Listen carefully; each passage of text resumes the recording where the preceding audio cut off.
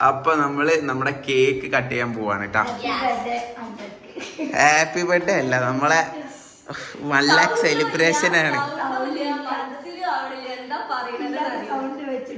അപ്പൊ നമ്മളെ ഉമ്മയാണ് ഇന്ന് കേക്ക് കട്ട് ചെയ്യണത്. Come on mummy. ആ ഐസും ഉണ്ട്. ഇല്ല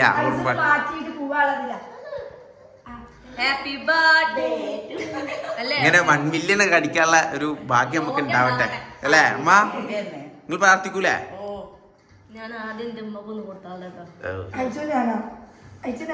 എങ്ങനെയെങ്കിലും പോയാ മതി.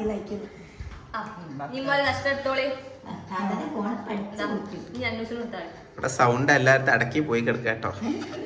ഉമ്മ ചെറിയൊരു ജ്യൂസ് അടിച്ചതിന്റെ ഒരു കോലാണ്. ഓക്കെ